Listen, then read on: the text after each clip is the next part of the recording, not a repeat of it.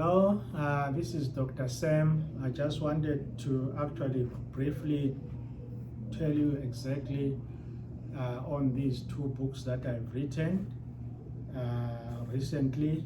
The first one is the philosophy of integrating medical anthropology and clinical psychology, mental and soul health. And then also this one, leadership matters, leaders born or met, leadership models. So let me just briefly start with this one. The philosophy of integrating medical anthropology and clinical psychology, mental health and soul health. This book is actually a result of my research that I did on my PhD at University of Washington and also at Walden University where I was also doing the PhD on clinical psychology, forensic. So when I gathered this research, which was so challenging but packed with very valuable information about health, I actually wrote this book with a very sober mind and sense of responsibility as a leader. When I'm seeing some people in our community, in our nation, in our country, suffering from mental illness. You see, so this actually is a result of that. And I've actually made some research deeply on the reason why people are having mental issues today. Because if you go around in the hospital, in the communities, especially where I live here in Seattle, you see a lot of people having some mental issues. Mostly are caused by drugs or abuse, you see, drug abuse. And as a result, I actually give a very good analysis of what should be done because this book is actually a quest for solutions to human health, diseases, treatment, and prevention. So if you can actually go to Barnes and Nobles and also Amazon.com, you will find that this book is very, very interesting. It is available there and all the retail channels in the bookshops or bookstores. Because some of the things, especially when you come to children or adolescents or youth, they're actually engaged in drug abuse of all sorts of things, you see, and as a result, it becomes very difficult for them to pave their future. So I'm writing on how to actually stop it and also how to navigate out of it, you see, for one to be clean again. You know, when we talk about psychology, usually people think is something that is tangible.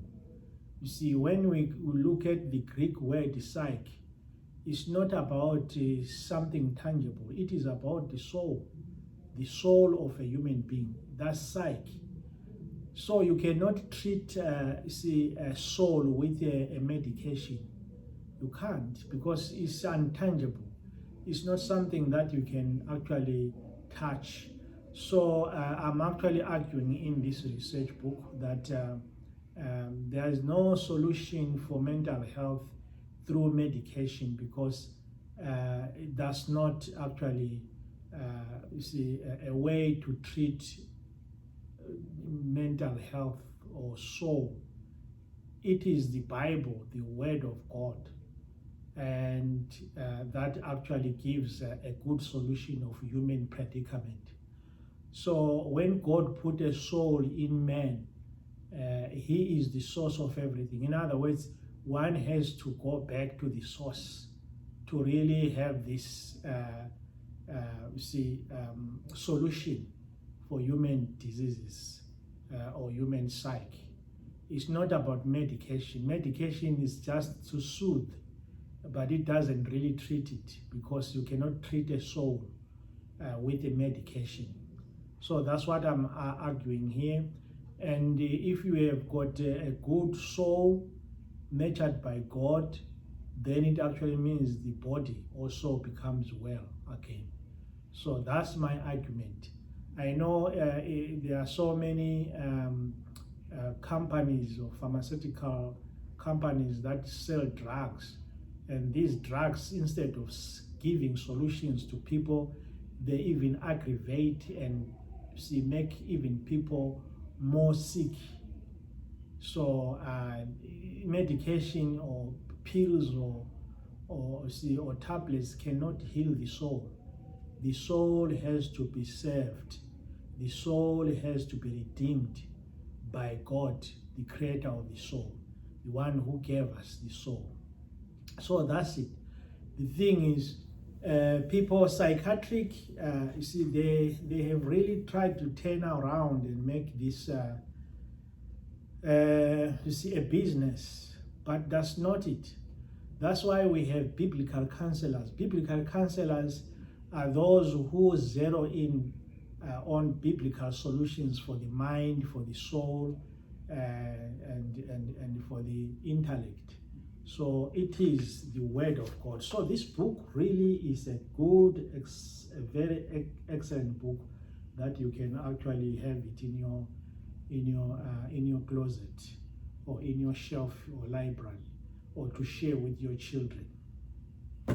And the next one that I have here is this book here. It's called Leadership Matters, Leaders Born or Made, Leadership Models.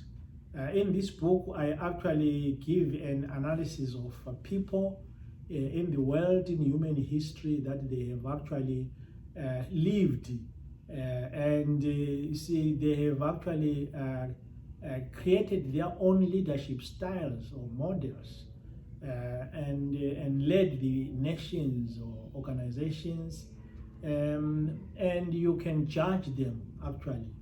And in fact, most of what I've written here, people have already judged them, or the whole world has judged them. I'm not the one judging them. The whole world has already judged them, because they have been given a scale, and their leadership styles weighed in to see if they were leaders who were good or bad.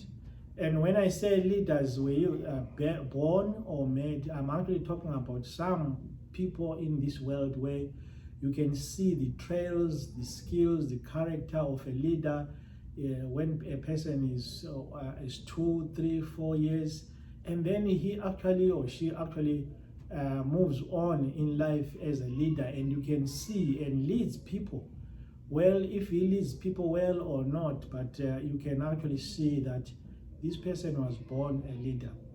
And then there are those who are made, those who are being mentored. You see, a person is mentored and taken along and given incentives and develop them into leadership. Then they become great leaders.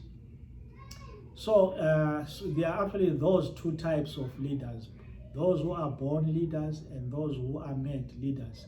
But now to say exactly this one is born, or this one was born a leader, or this one is a made leader, is not actually up to me or you to detect. It is maybe the community or any individual who can actually do and say this person is made, is a leader who is made, or this person is born a leader.